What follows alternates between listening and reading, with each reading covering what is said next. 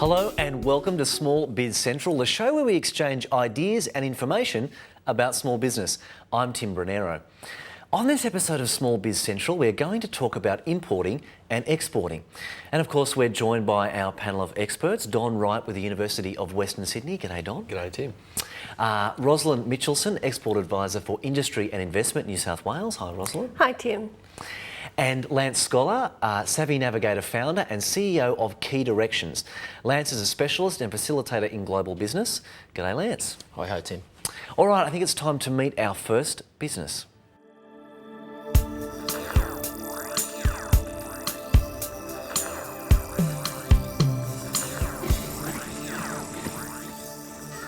Hi, my name's Eamon and I'm the Managing Director here at Taste Ireland. Taste Ireland is an import business. We import Ireland's leading food brands and distribute them throughout Australia.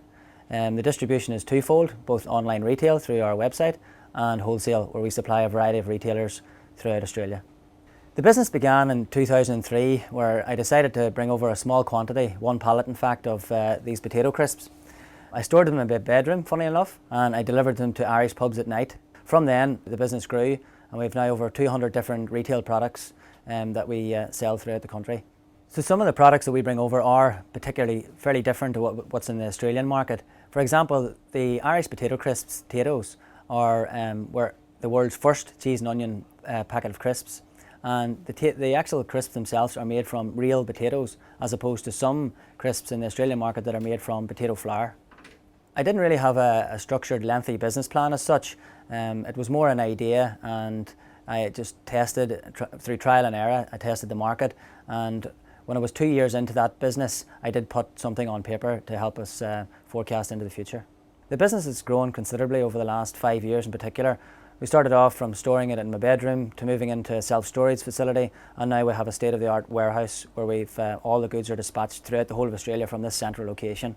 The website is certainly the hub of both our retailers and our customers, our end users of the product. We find it a really strong marketing tool in terms of gathering the community together and also using it for not just selling the food, but having things like news from Ireland and the crack, which is jokes and fun, and it's more like a community hub.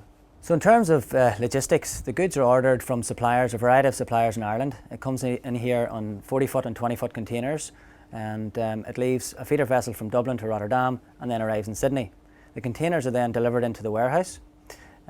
We then store them here in the warehouse, and then when we receive orders, either from retailers or via the website, they're all packaged individually here, either on pallets or in the Taste Ireland branded boxes, and sent directly to the customer's door or the retailer's premises. So a few other challenges that importers would have to know in particular are legal issues. So for example, if we're bringing over a particular product that has a similar name to a product here in the Australian market, that can be quite tricky, and it's worth investigating your legal rights before you start bringing that product over. Where we see ourselves going in the future, I think, is introducing perhaps new products and maybe even dropping existing ones and listening to customers and letting them decide where we're going to go. I do see more potential in perhaps introducing more alcohol brands and even developing our own gourmet range of products, perhaps made in Australia with an Irish twist, so we can actually service the more generic Australian market as opposed to just expats. Well, Eamon is a fantastic guy, but I wasn't very happy about what he said about our chips. Don, regulation compliance is a big issue here, isn't it? You've got customs, you've got quarantine, you have to send them a list of ingredients. There's a lot of obviously a lot to think about there for Eamon, but just his business in general, it looks like a fantastic business that's just grown organically, from his bedroom he talked about. And another thing I really liked, he talked about his website as a hub for the community, so he's providing more benefit than just selling his products. He's drawing together that Irish community, which we know is so tight-knit. So he's really cottoned onto something there that can help him take his product range forward. So, yeah, really interesting. Well, he sponsors the local Gaelic football teams, and exactly. He sells through so many different avenues. He sells through his warehouse. He's got it set up like a little supermarket. He distributes to Irish pubs and also to retailers in Bondi who sell to backpackers. And he also is online, so people who are overseas can send a nice sort of Irish care package at Christmas time to some of the their Irish relatives who are living sort of in Australia. Roslyn, it's difficult for him because he's already had a clash. He talked about one of the products they sell over there is Weetabix, and of course when it came in it had to be relabelled. It's a difficult area, isn't it? Because it's a bit of a minefield bureaucratically. I guess, he sort of said initially that he didn't do much research, and after a couple of years he finally sort of started putting things on paper, and I think that's sort of the key if you're looking at importing. Before you even start looking at it, you need to sort of do a thorough research of what your competition might be, what competitive products are available in Australia with that sort of possible name change and all the rest of it. So there's plenty of sort of resources available. There's you mentioned the Quarantine Inspection Service. They list details about regulatory requirements of importing product into Australia. So the information is available. It's just a matter of knowing where to go to get that information. Doing your homework. And doing your homework. We're always saying here on Small Biz Central, get your business plan, get something down on paper, Lance, can I bring you in here? Because I think that one of the big issues when you're importing is tariffs. Do we have many tariffs? Not as many as we used to, and basically they came down back in 1972 when the Whitlam government came to power, came down 25% across the board. And since that time, both sides of politics have had policies pretty much in tandem of bringing those duty rates down. Recently, early this year, the clothing, textile and footwear tariffs have come down. Particularly for clothing. It's come down from 17.5% to 10% now from general rate countries. And so our tariffs have been reducing, and that's why we've got a lot of manufacturing going overseas these days. So tariffs is becoming less of an issue if you're thinking about the cost of your imports. And of course, autos is another big one that still has tariffs. What's it like there? Yeah, there's still a bit of protection for the local industry. So yes, you need, if you're looking at auto parts or automobiles, then you really need to check that out. And there are some schemes that you might want to check with. Oz Industry, Government Department, they're an organisation you might want to check to see what assistance there may be for importers looking at that. Don, he had a few issues because, and this is more logistics where I know you've got a lot of experience, with expiry dates. Because it's perishable products, he's got to make sure that it gets round the world to him. Yeah, so the planning is critical, but he can work with people like freight forwarders who can help him manage all those logistics issues and the customs clearance problems. So, and certainly I think most businesses that are considering importing and exporting, freight forwarders are a fantastic resource for them to, get through all those issues without the headaches of him having to deal with it himself. Guys, how does that work? Roslyn, how does a freight forwarder work? Because I suppose I think of if I want to import something, someone literally stuffing a whole lot of stuff on a 20-foot container and then sending it over here. But actually you can kind of outsource that and get someone to handle the documentation, the logistics, the cargo space. Particularly for smaller companies, they don't have the human resources to devote, nor do they actually have the buying power, I guess, to make sure that they get discounted freight rates and so on. So if you're trying, you've got to source a container. Sorry, this is more from an exporting perspective, but you've got to find a container, then you've got to find someone you've got to stuff it correctly to make sure that the weight and distribution is right. You've then got to get it to the port. You've got to get it cleared through the port. You've got to get it on board the boat. You've got to make sure that you've actually managed to secure a space on the ship. And if you're a one-off exporter or an importer, then it's very difficult for you to secure that. It can be difficult. All right, now guys, I've got a surprise. Eamon's got a question for you guys. So my question to the panel is, how can I as an importer refine my processes and make it a lot more cost effective and efficient to get the goods from A to B? And secondly, are there any resources out there that can actually help importers like me? It's interesting, isn't it? Because while we've got so many fantastic resources, like yourself, Rosalind, for exporters, for importers, it's a bit of a different story.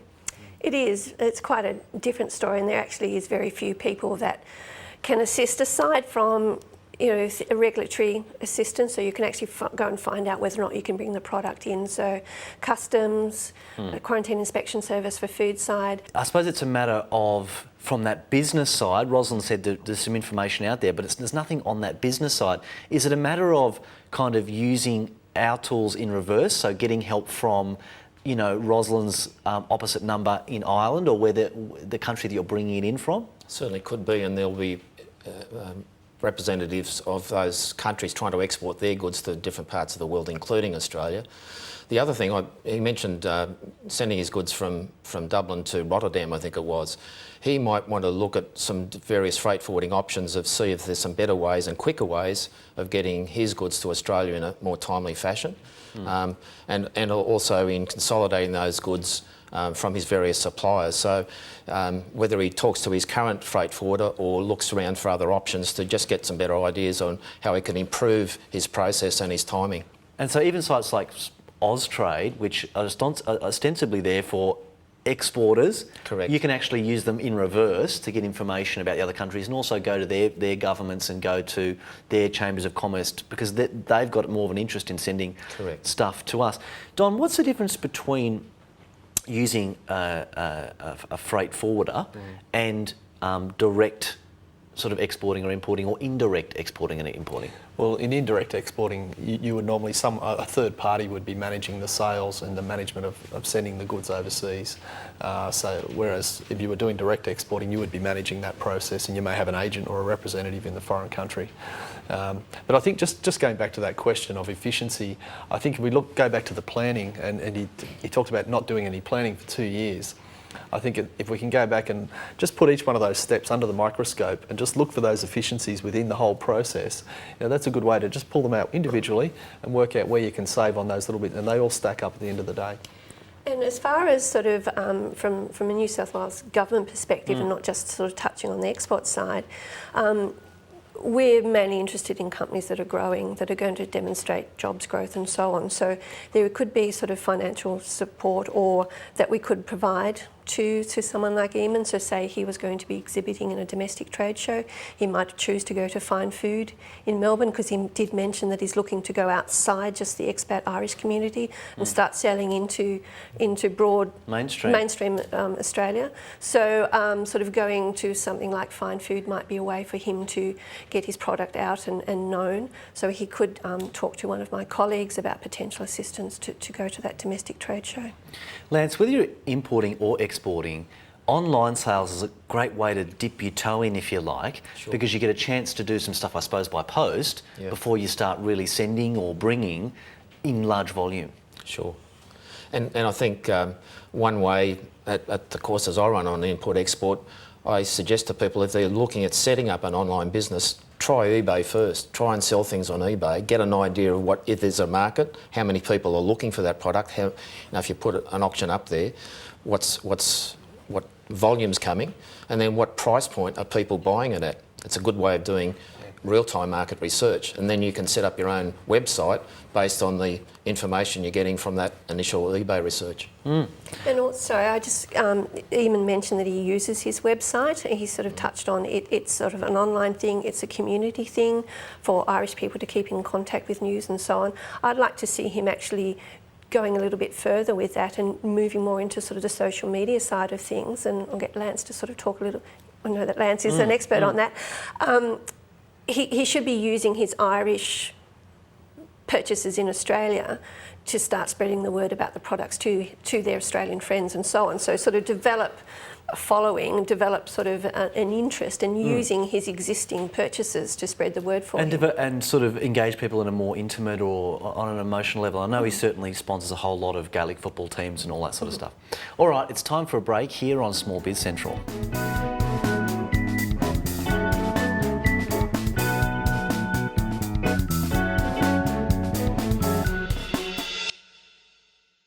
Welcome back. It's time now to meet our second business.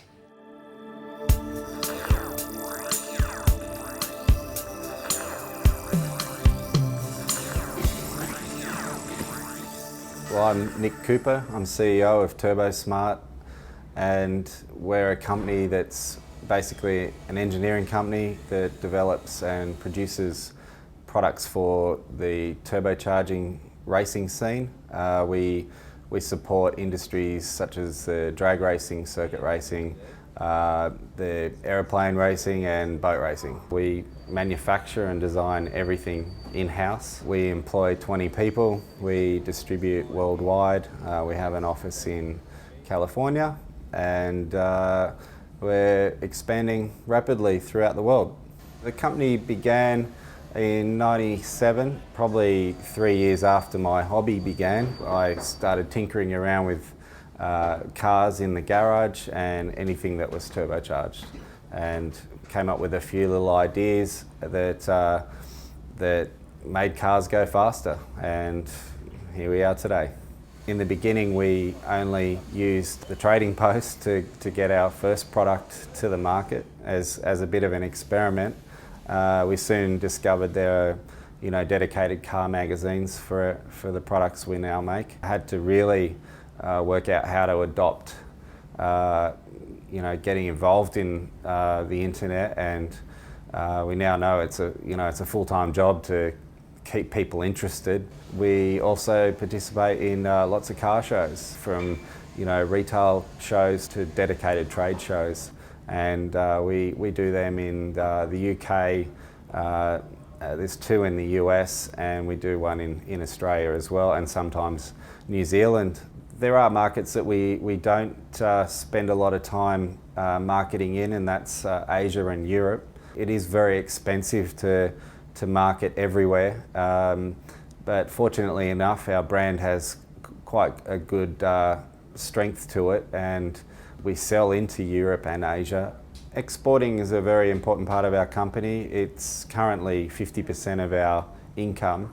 For the company just to survive alone in Australia would have meant that our growth would have been limited probably 5 or 6 years ago, and I think anything needs to continue to expand, otherwise it's going to start to shrink. The market that we've set up in with our own office and warehouse is America, and that market alone, population-wise, is 13 times bigger, and we estimate conservatively that the automotive performance market is at least 5 times bigger, and if not 10 times bigger than our own market. So that alone, if we concentrate on that, will quite easily double the size of the company. With exporting, we deal in multiple currencies.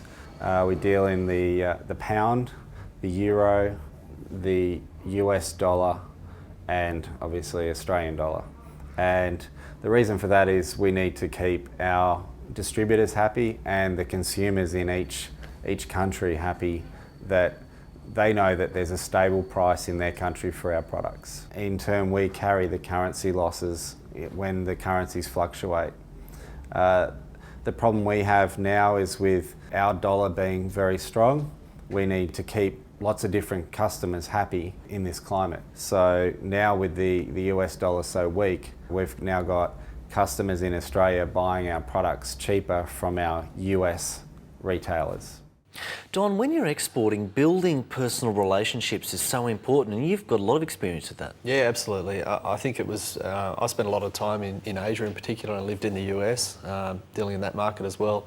And I think it takes a long time you need to spend time in those markets, and I'm a big believer that you've got to go there. I don't think you can sit back here in Australia and think you can understand the market dynamics. So, obviously some online businesses may be able to get into a market with a few less barriers, but a business like that, I think a critical part for them is they've gone over there and they've set up and they understand the market well, which is really important. Ros, we always say it here, do your research first, but of course you've got to get an idea of the size of the market, the segments of the market in other countries that you want to export to. Yeah, I was just going to sort of say, Don sort of said, nothing replaces actually getting over there, but you really need to do a lot of research before you get to go overseas. I've had sort of an example of a company that was a producer of pork, and they went to Malaysia, trying to sell their pork to Malaysia. Now, Malaysia is a Muslim country, and that's sort of fundamental that they could have found out before they went. So don't sort of be careful, do as much research as you can, desk research as you can, and even sort of things like Google, and then go to the market and fill in the gaps.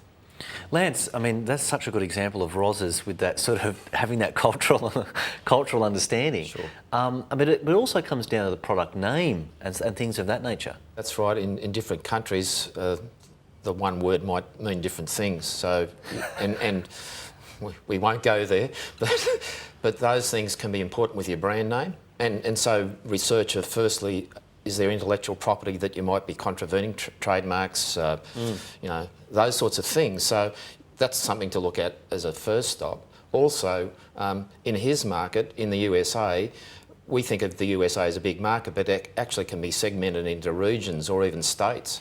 So you might pick on a particular market that's actually very relevant to his type of product and concentrate on that area within the United States.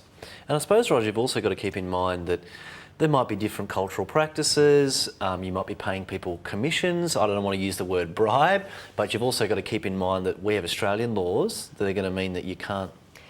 Yeah, and that's something you have to sort of be very careful about when you're looking at doing business overseas, is use your Australian values in sort of what you're doing, but sort of overlay that with sort of what is usual and accepted practice in an overseas market. So certainly bribery and bribery of government officials is against the law in Australia, and even if you're doing it overseas, you can be prosecuted in Australia. But there are sort of, you know, if you keep sort of an audit trail and look at exactly what you're doing, you know, still don't bribe an overseas official, but just sort of be conscious of... I think that's a great tip. Use your Australian values. I've spent a lot of time in Asia and have faced some of those situations where people have asked for goods and cash and different things. And yeah, I mean, there are some practices that go on with commissions which can become a little bit dubious, but I think if you apply your Australian values and yeah, you can stay out of trouble. And of course, working out the political situation, having a handle on that, if people are just paying whatever you quote them, it might mean that there's some sanctions there if you're sending it to Iran or something? Yeah, just sort of just start becoming a little bit more internationally aware when you're sort of going into an export market. So do start listening to what the Foreign Affairs Minister is saying, what the Minister for Trade is saying in public statements. If they're starting to sort of make noises about a country overseas or a government overseas, then it could suggest that, you know, further down the track sanctions may be an option. So certainly having a keep eye on the Foreign Affairs website for sort of trade sanctions that Australia has, just to sort of be aware of things like that. So Roger's saying we should actually listen to politicians. Of course, that's a bit of a tough sell. All right, let's go to our question from Nick. My question to the panel is, as a small business owner dealing in multiple currencies and internationally, how do I manage keeping my national and international customers happy when the currencies are shifting around like they are at the moment? Lance, how have you counselled your customers to deal with these currency issues? Well, one thing, and I'm not too sure if he's using it, but is forward exchange contracts. So whether you're, in his case, selling in Australian dollars or in multiple currencies, if he's going to receive money in overseas currency, having a forward exchange contract that he can accept that money in and at a particular time in the future, it's actually exchanged at a rate that he knows. So, and there are ways of enhancing that process. So he needs to talk to his own bank or perhaps to some other banks or people like American Express or Travelex that are currency experts in those fields and see the range of options that he can look at and choose from. Don, there's a whole lot of protection instruments that are offered by financial institutions and insurances, I suppose, so that you don't get too burnt. Yeah, I think definitely talking to the banks, but also looking outside the banks, because there are great deals out there. It's a little bit like home loans at the moment. You know, you don't just want to get locked into the banks. Try and develop that relationship with a financial partner, but it doesn't have to be your bank. There's lots of options out there. And I guess sort of in Nick's case, he mentioned that he'd been in business since '97, so he actually wasn't around when they deregulated the Australian dollar. So it's been a long time since the dollar has had parity with the US. So I think sort of the financial risk about foreign exchange probably wasn't a factor in his export plans. But, you know, companies moving into exporting now are fully aware of I think the volatility is just so much higher these days following the GFC. So I think that working with a financial partner is really critical. Can't you just say, no, we only deal in Australian dollars, we're not going to... Have any of your clients done this? I have some clients that only sell in Australian dollars. You then run the risk of your importer or your distributor having to bear all the foreign exchange fluctuation. And while that suits you, you are working with that person, you're developing the relationship, developing a partnership. So, you know, Nick mentioned that he was wearing all that foreign exchange risk at the moment. Perhaps he could sort of start talking to some of his distributors about a two-way thing. Yeah, that will work in some industries, but not in others. It's really horses for courses. Okay. And the automotive industry, there could be some issues there. And of course, it's not just widgets or hard products, it's also services and knowledge, I suppose. That's right. You could be selling IP, you could be selling consulting services, or even education if you're a university. There's one other point that I think is really important for people who are thinking about getting into export. It's a great opportunity to grow your business in terms of its capability. You're going to get exposed to new technologies, new production methodologies, new competitors, so it's a real great opportunity to lift your business in terms of its quality.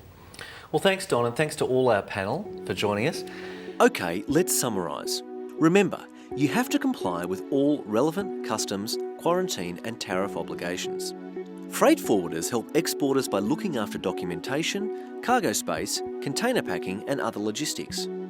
eBay and other online sales options can be a great way to test the water for budding exporters. Forward exchange contracts can protect you against currency fluctuation. Using Australian dollar values when trading may provide you with a level of protection. Expanding to export can also insulate you against downturns in the domestic market and expose you to new technologies and competitors, lifting your quality. And thanks, of course, to the businesses that are featured in our show. Without them, we wouldn't have a show. Of course, we've got a fantastic website with lots of links to lots of great resources. That's www.smallbizcentral.com.au. We'll see you next time. And of course, now we're going to enjoy some of these fantastic treats from Taste of Ireland.